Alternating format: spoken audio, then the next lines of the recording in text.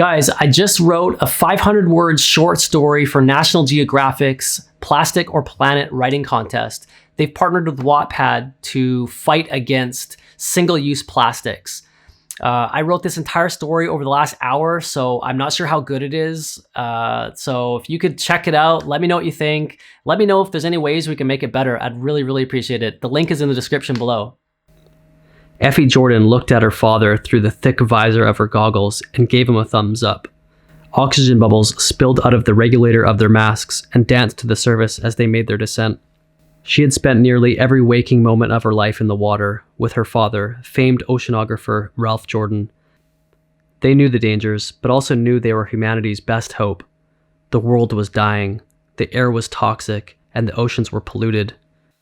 Using nonverbal cues, Effie took instruction from her father as they dived deeper through the murky water. In the distance, she could see the faint glow permeating from Nemo's dome. The closer she approached, she could see moving pieces in the bustling underwater city, her home. Operating under limited visibility, she swam further into the icy waters of the abyss, through a minefield of plastic, toward a ventilation shaft that had been clogged. Her mission was to dislodge as much plastic debris from the shaft as possible. Success in this mission was imperative, and time was of the essence.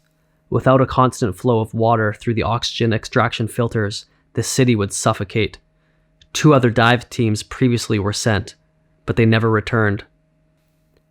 When she was within 15 feet of the shaft, she could see the debris that was clogging the blowhole and felt the immense suction of the intake filter. It was much stronger than she had anticipated. She began descending toward it rapidly, but knew not to panic, perhaps like the other teams had done before her. Her father always taught her that a level head prevailed in deep-sea diving. A calm demeanor not only maintained a person's rational decision-making faculties, but also preserved vital oxygen. Her father was now beyond her view, but remained close by in case of an emergency. Within seconds, she was sucked into the filter at speeds beyond her control.